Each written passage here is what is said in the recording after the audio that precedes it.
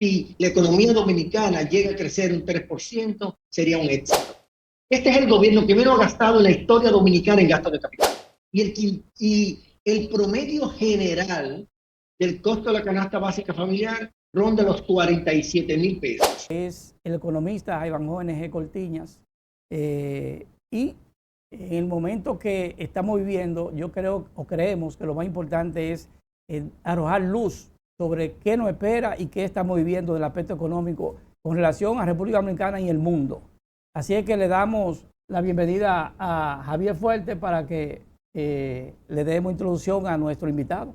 Sí, buenos días, queridos amables televidentes que nos acompañan cada semana por su distinguido programa dirigido por Morrobel. Buenos días una vez más y las bendiciones de Dios para ustedes. Bueno, de entrada vamos a saludar y darle la bienvenida a Ivanhoe N.G. Cortiñas, quien es un economista de prestigio en nuestro país. Y saludarte, hermano, un placer tenerte por aquí. Muchas gracias, amigo Morrobel, por tenerme nueva vez en tu espacio y también darme la oportunidad de compartir con el colega y amigo Javier. Sí, estamos a sus órdenes. Muchas gracias. Excelente. ¿Cuál es la realidad en este momento? Se dice, y escuchamos al presidente hace poco decir que el salario mínimo por primera vez estaba a nivel de lo que es la canasta familiar. ¿Cómo tú valoras ese planteamiento del presidente si es así? Bueno, uno se pregunta, ¿y cuál es el costo de la canasta básica familiar que consumen los dominicanos para poder decir, afirmar y respaldar de que el nuevo salario mínimo nominal mayor ya cubre el 100% del costo de la canasta básica familiar?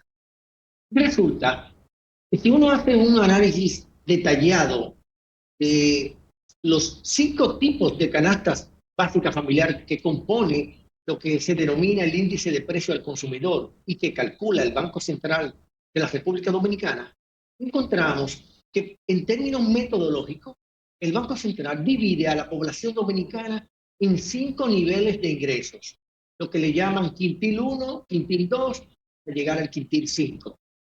Resulta que el quintil 1, el quintil 2 y hasta el 3 son los 3 quintiles que tienen menores niveles de ingreso en la República Dominicana.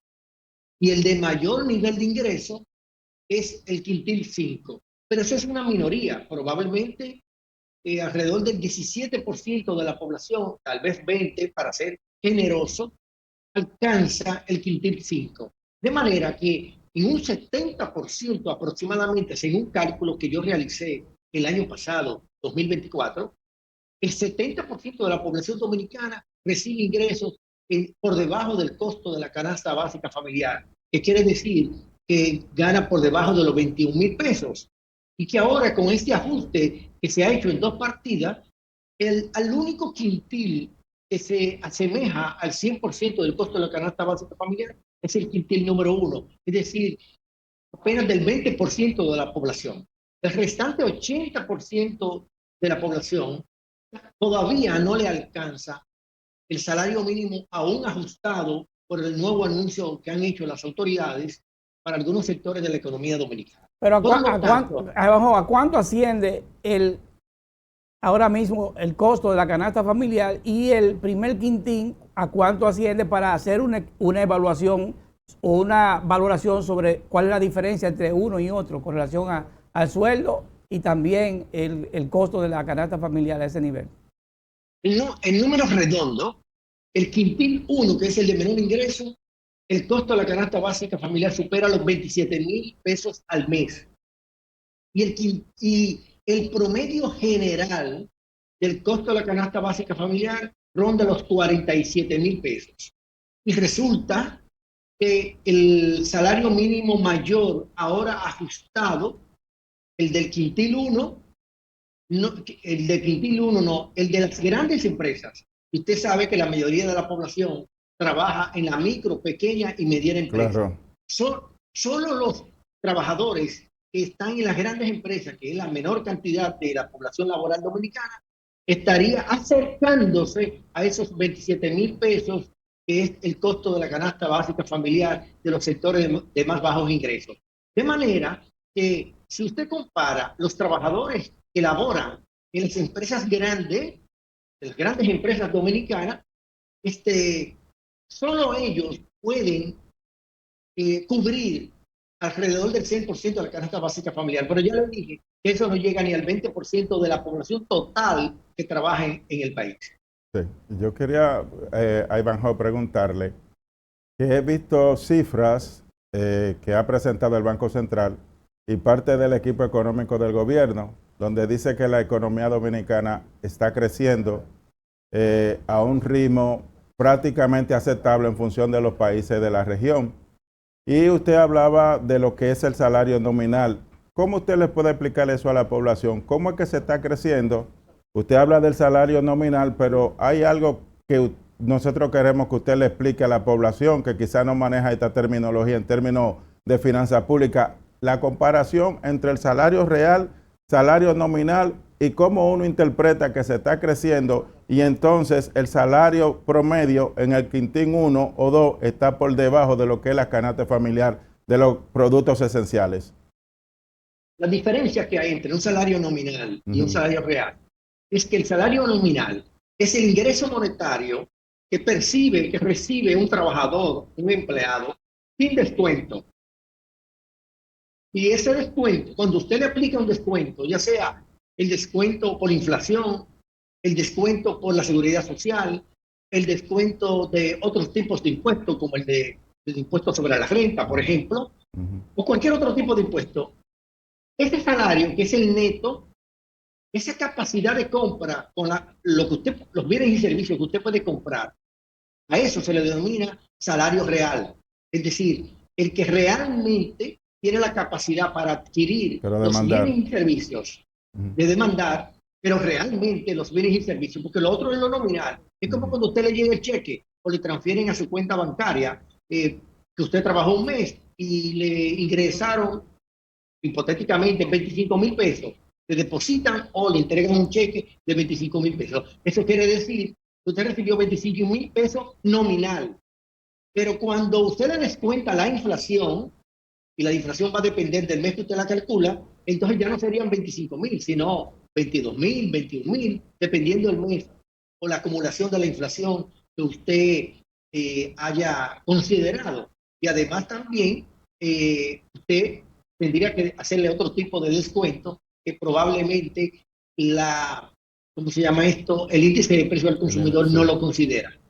Okay. El caso específico de que el Banco Mundial y también otros organismos internacionales como el BID han expresado que el crecimiento que se proyecta para República Dominicana va a ser de un 4% y en el primer trimestre el crecimiento fue de apenas un 1,5%, que no llega al 2%. ¿Cómo el gobierno puede lograr crecer un 4% como lo establece esos organismos internacionales cuando el primer trimestre solamente fue de 1,5% y que se ve o se visualiza una situación que se va a agravar en el aspecto económico a nivel internacional?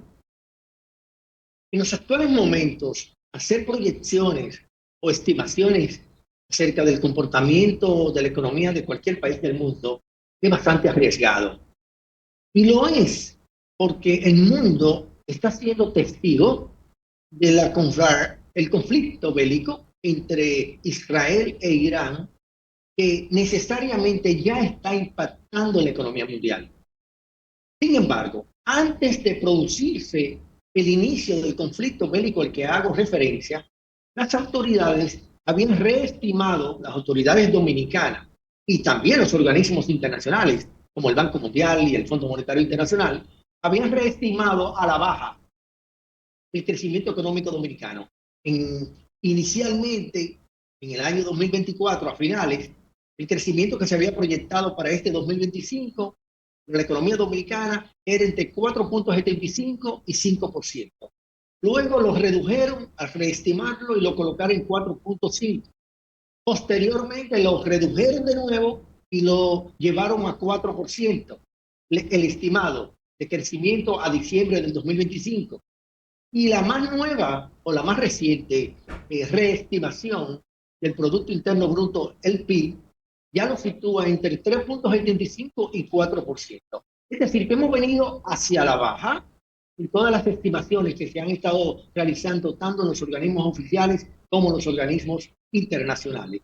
Y entonces, ante este escenario internacional convulso, con mucha posibilidad de que se agrave esta situación y por lo tanto que se prolongue, esa reestimación hacia la baja pudiera ser reconsiderada nuevamente hacia la baja antes de finalizar el año 2025. Yo pienso, sin riesgo a la equivocación, que si el conflicto bélico entre Irán e Israel se prolonga e incluso se profundiza, si la economía dominicana llega a crecer un 3%, sería un éxito.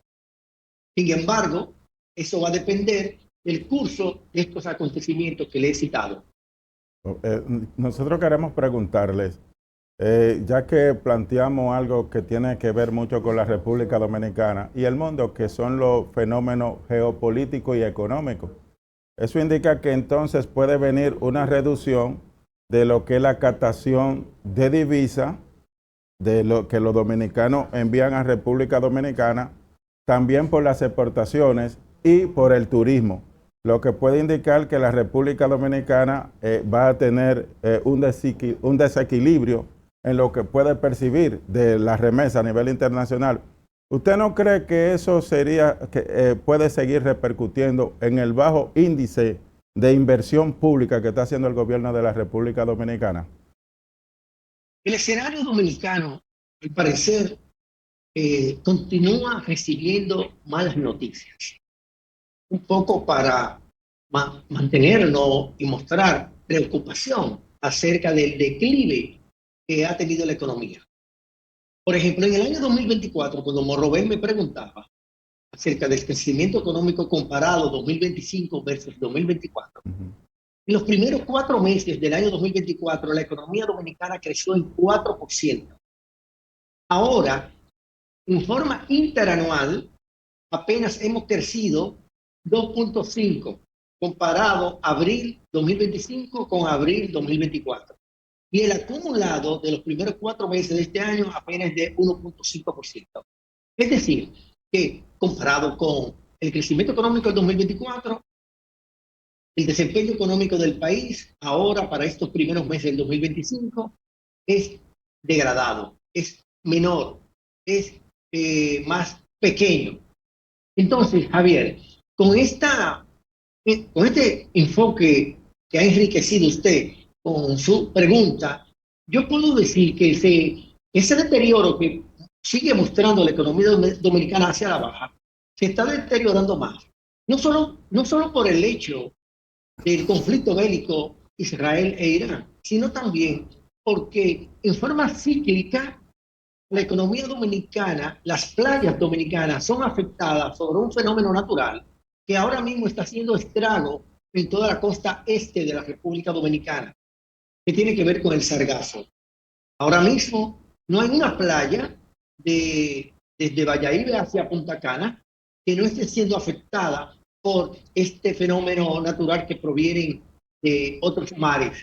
Y naturalmente, ya como eso ha sido noticia internacional, el mismo presidente de la República en un foro en donde participó en estos días, llamó la atención hacia esa preocupación que ciertamente no es causado por los dominicanos, sino por un fenómeno natural en el que, por tener un impacto negativo, porque cuando el sargazo llega a nuestras costas, contamina nuestras aguas, y no solamente que la contamina, que impide que los turistas puedan bañarse. Entonces, ¿qué turista europeo, canadiense o norteamericano que ya sepa que en las playas dominicanas están inundadas de sargazo, se van a animar a venir a disfrutar sus vacaciones? Obviamente que es casi seguro que pospongan una decisión como esa, y eso va a afectar al turismo, va a afectar a las divisas, va a afectar a la dinámica de la economía dominicana. Y si el Banco Central ha estado reestimando hacia la baja el crecimiento, el desempeño económico, pues con el tema del sargazo,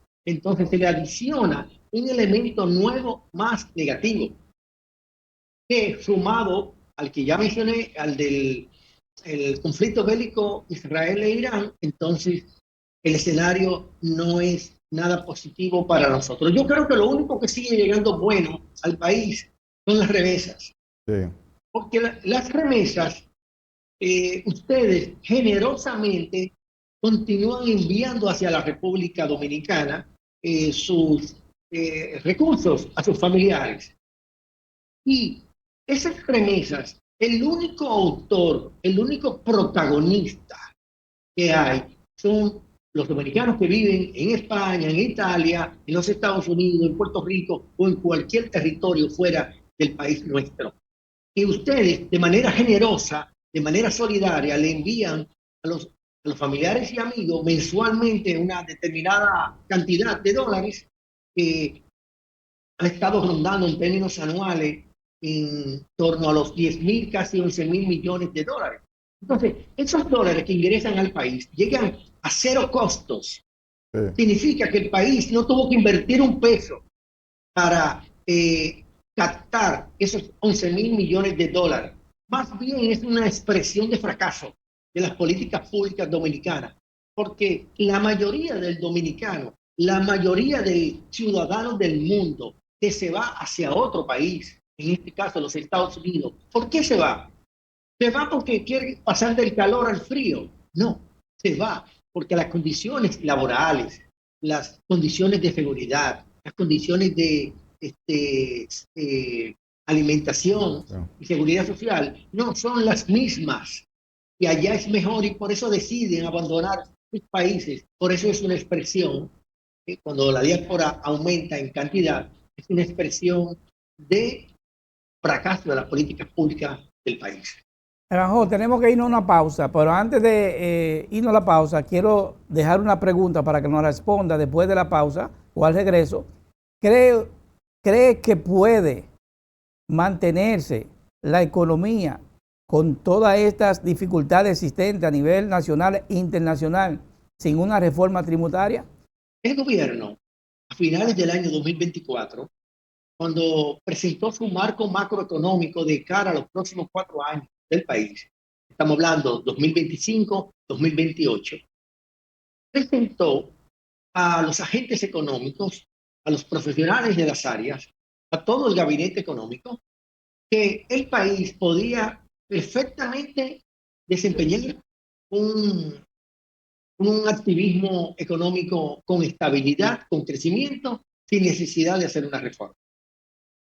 Eso lo dice el documento oficial que se denomina Proyecciones Macroeconómicas 2025-2028.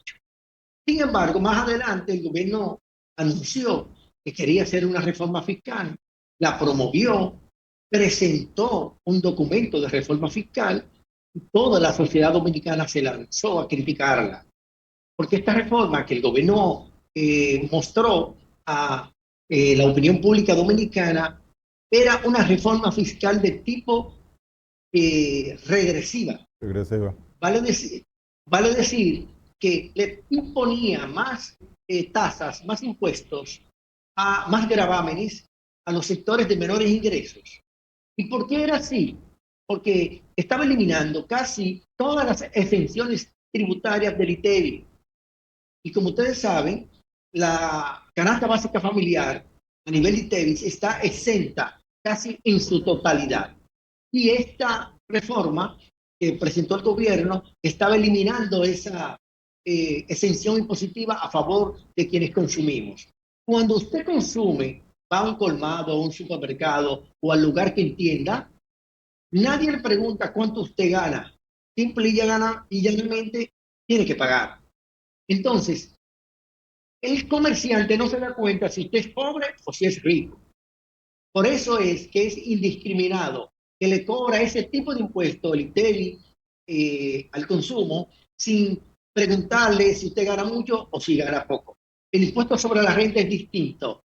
Usted se lo aplica en función de lo que usted gana. Si usted gana mucho, paga más impuestos. Si usted gana menos, paga menos impuestos. En el consumo no. En el consumo todo el mundo pagaría el 18% en el caso hipotético de que le hubiesen aplicado esta reforma tributaria que el gobierno anunció. La población se lanzó a las calles, protestó por las redes, por estos tipos de medios, uno mismo como economista fue consultado por decenas de medios de comunicación y dimos nuestra opinión de que esa era una propuesta de reforma fiscal que perjudicaba a la población de menores ingresos y que la desaprobábamos.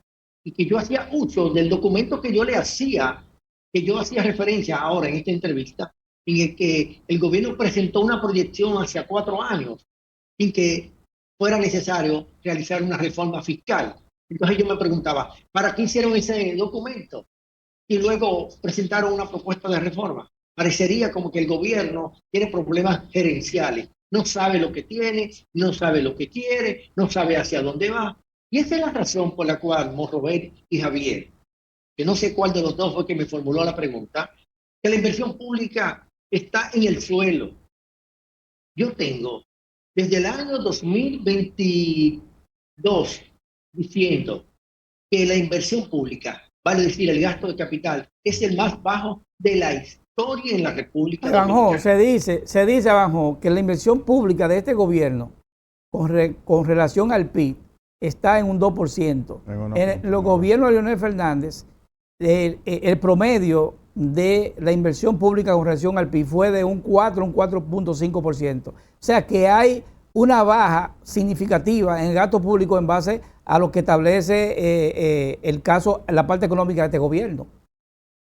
Mira, yo sé que ese es un indicador que mucha gente utiliza, el del gasto de capital como proporción del PIB, pero o sea, es correcto que se use, o no que es correcto, que puede usarse. Sin embargo, yo no lo uso.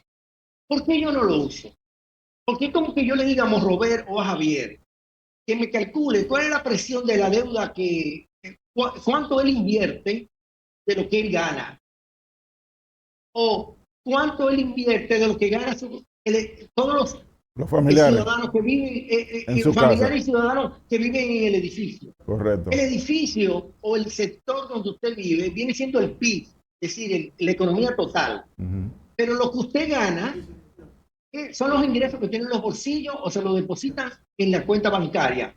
Por lo tanto, es mejor calcular el gasto de capital o la inversión pública como proporción de los ingresos del gobierno, como proporción del gasto público total del gobierno y no del PIB, porque el PIB es un indicador engañoso, porque usted está metiendo en un saco a todo el mundo cuando no es correcto. Usted tiene que medir en función de su realidad. ¿Cuál es la realidad del gobierno?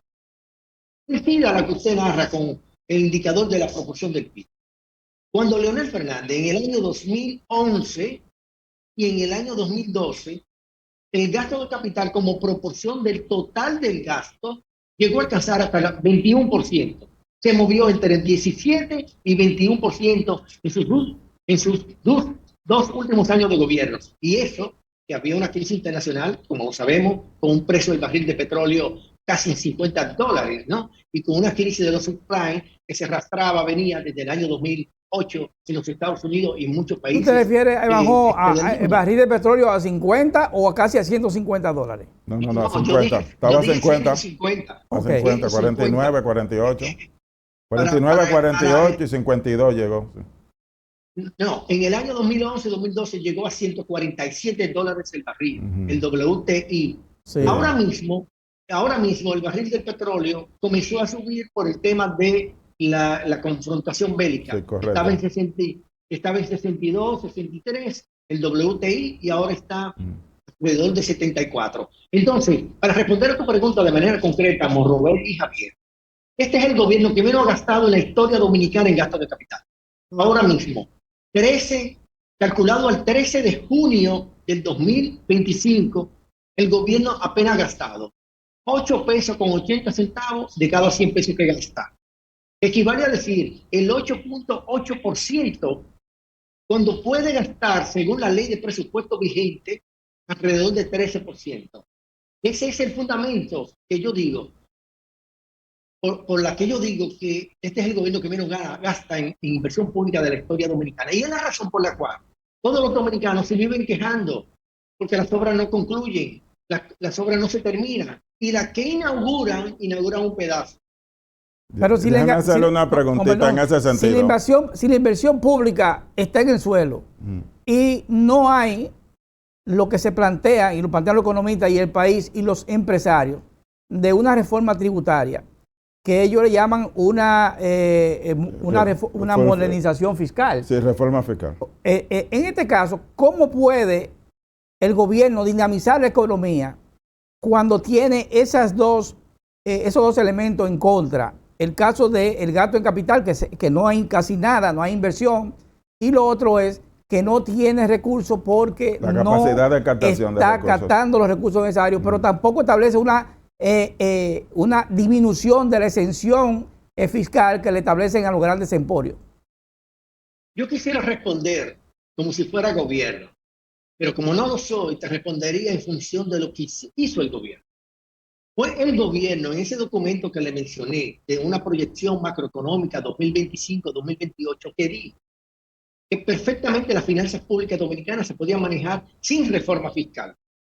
Y lo dijo a finales del 2024, porque el documento iba a ser válido para el periodo 2025-2028. Y si fue el propio gobierno que dijo eso, entonces yo no tengo ahora por qué hacer un ejercicio de esfuerzo de neurona como para poder decir que por qué ahora no le alcanza. Bueno, una razón por la cual no le alcanza y no me pagan para eso es porque gasta mucho en publicidad. ¿Usted sabe cuánto gastó el año pasado en publicidad el gobierno? 11.000 millones de pesos. Nunca antes en la historia se había gastado tanto en publicidad como el año pasado. Sí, yo quiero preguntarle, siguiendo con lo que sería la baja inversión pública del gobierno dominicano, en el sentido de que también se planteaba que el fracaso de lo que es conocido como la reforma fiscal. ¿Usted no cree que se debió ese fracaso de que el pueblo despertó y se dio cuenta que no se estaba atacando las evasiones en la República Dominicana? Y lo segundo es, si el gobierno dijo que no era necesaria, que se podía manejar dentro del marco más o menos de tener ahí cierto equilibrio entre el gasto o los gastos y los ingresos, entonces, ¿qué se está haciendo con tantos recursos, con tanto empréstito a nivel internacional que está recibiendo el gobierno dominicano? ¿Dónde usted cree que también lo están invirtiendo? En gasto corriente. Ajá. Así como dije que este gobierno es campeón en gastar poco en inversión y en gasto de capital, también afirmo que este gobierno es campeón en gasto corriente. Es el que más ha gastado en la historia de la República Dominicana. Yo quiero, escúchame la interrupción, que usted le explique esto al pueblo, en términos general, que algunas veces no manejan esos términos económicos. Cuando usted habla de gasto corriente, ¿a qué usted se refiere? Para que lo entienda la población. Todos los gastos que no son productivos. Uh-huh. ¿Cuáles son los gastos que no son productivos? Bueno, cuando usted compra mucho material gastable, cuando usted hace mucha publicidad, cuando usted tiene una nómina pública supernumeraria y más allá de lo que requiere el Estado para operar de manera eficaz.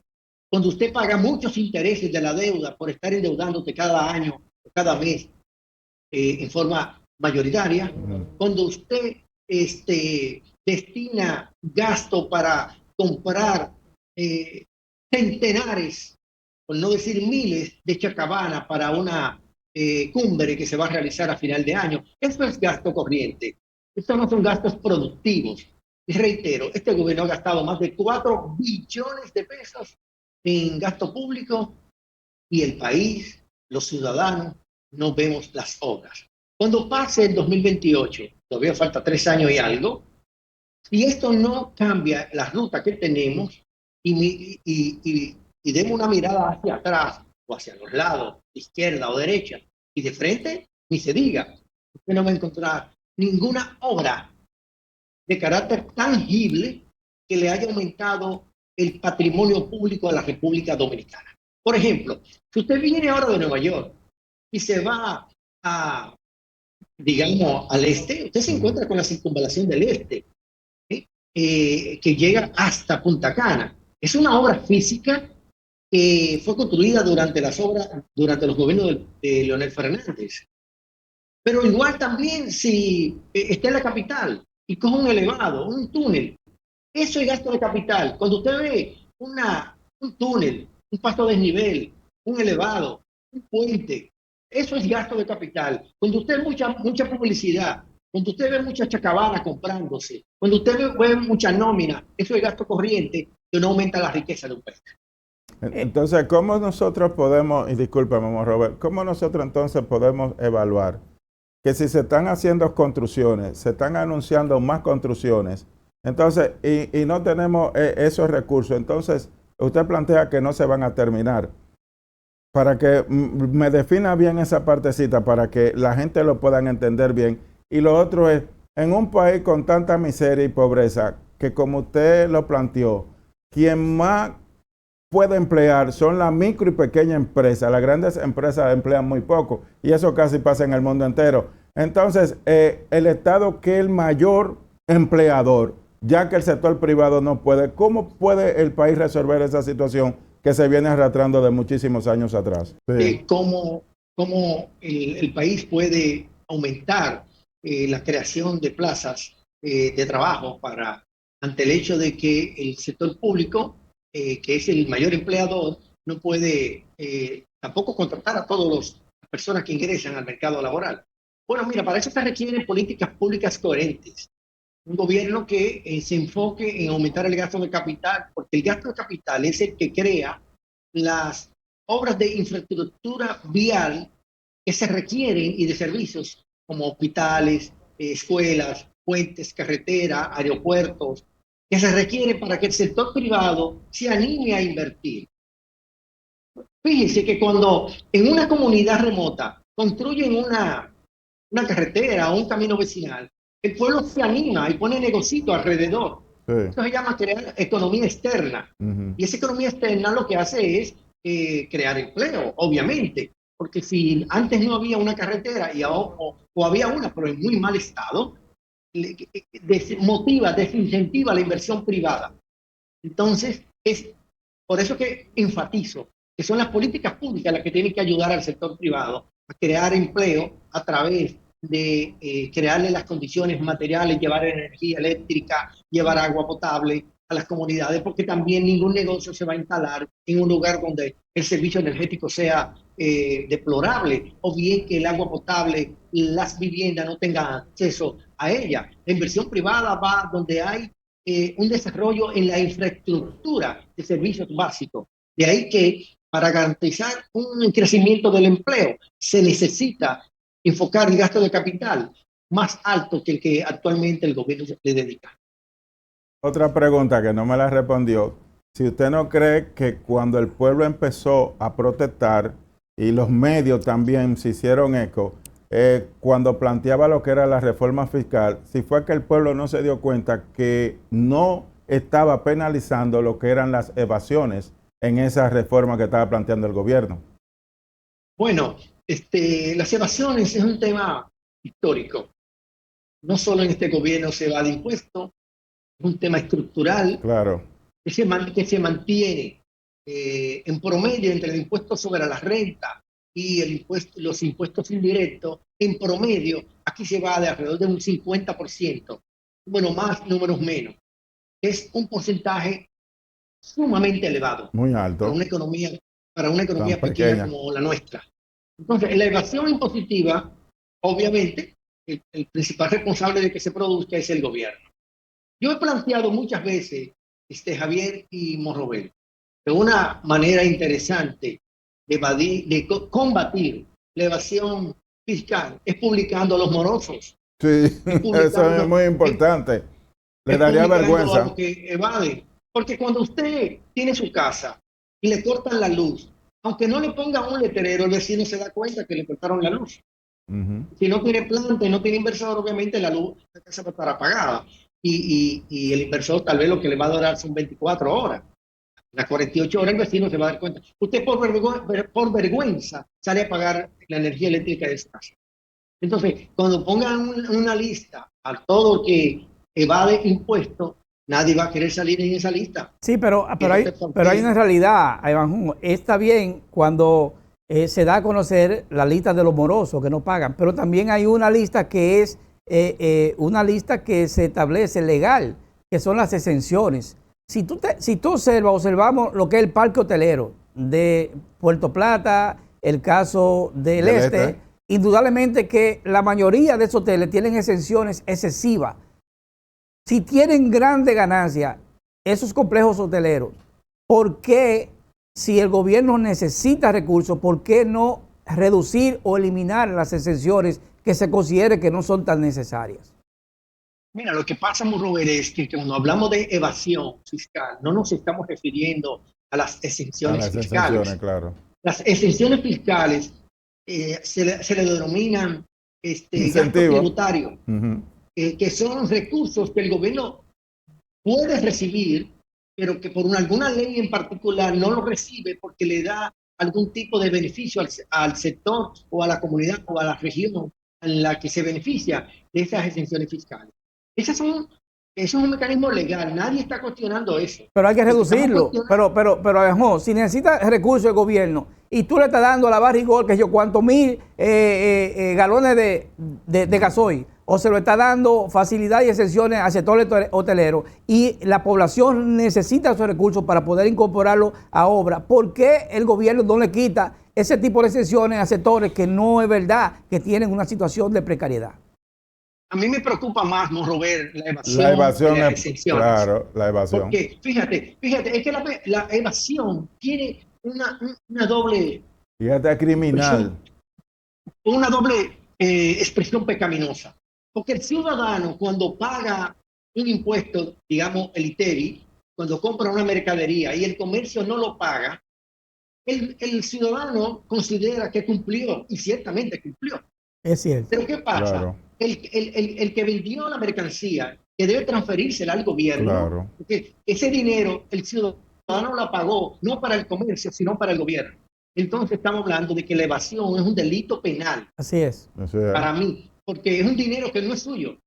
En el caso de las exenciones impositivas no es un delito. Que la ley le da a usted facilidades al sector turístico, al sector de las iglesias, al sector energético y a varios sectores de la economía del país. Y eso es para el desarrollo. Y eso es para el desarrollo. De manera que, por eso, ese es el fundamento, Mire, a mí me gusta mucho. Me preocupa. Me gusta mucho ese tema que usted está tratando de la evasión y nos gustaría que usted siga explicando cuáles otros más mecanismos pueden existir para que se deje de evadir tanto en la República Dominicana, porque eso es criminal. Cobro compulsivo. Yo le había escrito al amigo Morrobel que caramba, que le dejemos algo de espacio al principal problema que tiene el mundo. El principal problema que tiene el mundo ahora mismo no es si hay una o no una reforma fiscal. El principal problema que tiene el mundo es el conflicto bélico que va en escalada, que va en aumento entre Israel y Irán, y que muy probablemente tenga un efecto económico de carácter planetario. Sí. Eso tiene que preocuparnos a nosotros más que si se está evadiendo o no. Es un tema nacional y es un tema que hay que abordarlo. Yo no digo que no. Lo que digo es que hoy día usted lee cualquier periódico del mundo, no importa el idioma que usted seleccione, y la primera plana es el conflicto. Pero hay una realidad. ¿En qué medida, en ese mismo tenor, en qué medida crees tú que le puede afectar al país lo que esta confrontación entre estas dos grandes potencias o estos dos grandes países que tienen incidencia a nivel de todos los países? ¿Cómo podría afectar? Y si el gobierno tiene algún plan previsor que se esté preparando para que, si esto se agrava, el país no sea tan afectado. Yo creo que el gobierno está en Belén con los pastores con este tema. No le está prestando la debida atención. Nosotros tenemos que recordar que por el estrecho de Hormuz, por ahí se transporta alrededor del 30% del gas y del petróleo que se comercializa en el mundo. Y ese estrecho, en la parte norte, lo controla Irán. Sí. Eso es por un lado. Por otro lado, desde que el conflicto se inició al nivel en que se encuentra hoy día, y el conflicto se inició el viernes pasado, apenas tiene 4 o 5 días, una semana exactamente tiene el conflicto que se inició. el petróleo ha aumentado un 17%. Sí, Pasó de $62 a $74 el WTI. sí. Eso tendrá un impacto en la factura petrolera de toda aquella economía que no produce petróleo. Y la República Dominicana no produce petróleo. También tendrá un impacto para aquellas economías que importan gas. La República Dominicana no importa gas. Entonces, previsiblemente, uno tiene que pensar, pues si el petróleo aumenta, si el gas aumenta, si la economía en el mundo se contrae, porque eso tiene implicación planetaria, no solamente para Dominicana, ¿saldrá la República Dominicana ilesa? ¿Es inmune? No. ¿Está blindada como para que no le pase absolutamente nada? De ahí mi preocupación, Morrover y Javier, de que esta guerra penosamente puede afectarnos a la República Dominicana. Y ya yo lo he cuantificado. Para los próximos 6 meses del año 2025, julio, diciembre, si se mantiene el conflicto, si se agrava es peor, pero si se mantiene al nivel que se encuentra, el costo adicional de la factura petrolera en la República Dominicana será de $420 millones. De mucho. Y el aumento del precio de los combustibles pudiera situarse, de la inflación en la República Dominicana, pudiera llegar hasta en 1.1% más del que ya se ha acumulado en el primer semestre de 2025. Pero tú como economista, ¿qué tú le recomiendas al gobierno? Porque hay que plantear lo que se visualiza en términos negativos, pero también hay que decirle al gobierno más o menos cuáles son las acciones que tiene que acometer para poder aliviar la carga. Es que yo no sé si yo tan consciente del problema, por eso yo dije que yo creo que están en Belén con los pastores. Sí, sí. Es que yo estoy describiendo la situación del mundo y las posibilidades de impactos negativos sobre la República Dominicana, sobre la economía dominicana.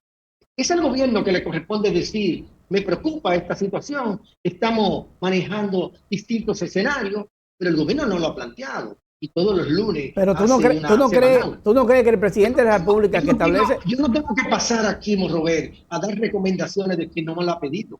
Sí, eso es cierto, está claro, solamente yo estoy mostrando preocupación válida como dominicano de que la situación del mundo debe ser como para que uno no esté en Belén con los pastores. Pero una de esas acciones, que no tiene que ser recomendación necesariamente, es que el gobierno, ante una situación como la que está viviendo a nivel mundial y que se visualiza que va a afectar defectiblemente de lo que pueda entenderse al país, el gobierno tiene que expresar algún tipo de plan a la población, porque tiene una semana ahí, que tranquilice a la población planteando planes que tiene concretos para poder enfrentar cualquier tipo de situación que se presente en esa dirección. Porque la población necesita estar tranquila. La población con una crisis como la que está viviendo en el país, donde tú no puedes ir al supermercado, todo está subiendo, la situación está cada día más crítica para los que menos tienen. Entonces lo que menos puede hacer un presidente, por lo menos accionar para decirle, tranquilo, que vamos a tomar esta medida o aquella medida. Eso es lo que él está haciendo, Iván. Él le está diciendo al país y también al gobierno, miren la situación que hay, ustedes como gobierno tienen que sentarse y trazar un plan, manejar varios escenarios como se usa en la estrategia y decirle, esto es lo que nosotros creemos. Claro. Entonces, él lo está diciendo. Ahora, él no es gobierno para decirle al gobierno, es por aquí que nos vamos. Pero hay que ayudar. Bueno, pero sabemos que el gobierno no está en esa línea, pero planteárselo, decir, mira, se lo planteamos y no ha hecho nada. La mejor ayuda es decirle al gobierno, mira la situación. Despierten si están durmiendo. Es lo que yo creo que está haciendo Ivanhoe. Bueno, que si sigue en Belén, nos jodimos. Eso es lo que pasa. Que ya el gobierno a esta altura debió hablar cuáles son los planes que tiene. Vamos a pasar a la parte política, porque aparte de usted ser economista, usted también es un alto dirigente político. Entonces yo le tengo una sola pregunta. En los últimos días se ha estado hablando mucho, yo inclusive escribí 2 artículos en ese sentido, de la situación Leonel Fernández y Omar. Yo quiero escuchar la visión de una persona que está ahí adentro. ¿Usted cree que es posible o en este momento tratar de, con la situación que hay en el mundo, tener a un capitán experimentado para cambiarlo quizá a futuro por alguien que no tiene la expertise ni la experiencia necesaria? Yo pienso, Javier, que cuando un analista se ubica solamente con los insumos que pueda tener, con lo que tiene adentro, va a pecar en ser limitativo en su análisis. Sí. Va a pecar en sesgar el análisis.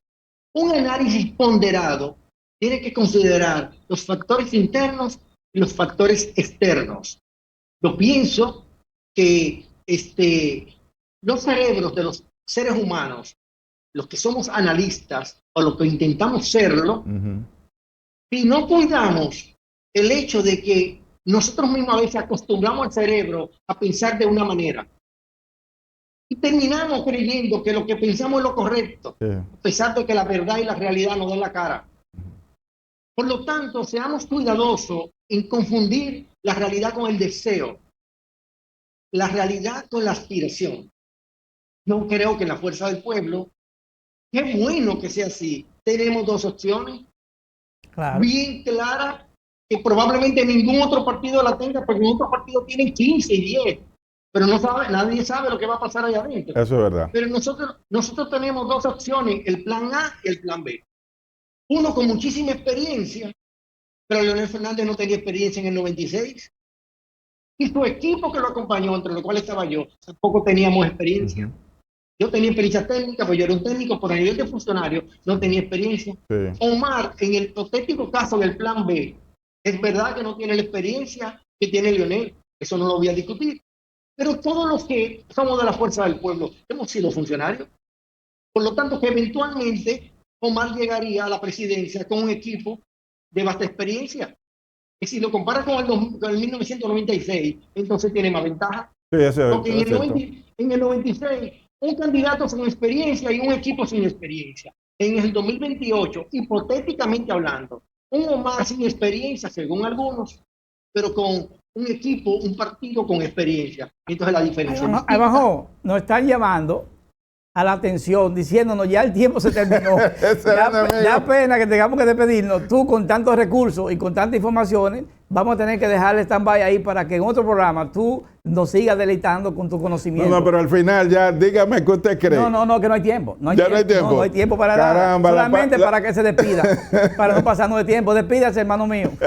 Agradezco al amigo Morrobel, a Gregorio y a Javier por darme esta oportunidad de compartir con sus amigos que los ven, y espero que me den nueva vez más adelante otro espacio. Gracias. Muchísimas gracias. Morrobel no quiso. Amigos televidentes, nos despedimos de ustedes, no sin antes decirles que el próximo sábado estaremos con ustedes de nuevo en otras proyecciones. Hasta luego. Hasta luego.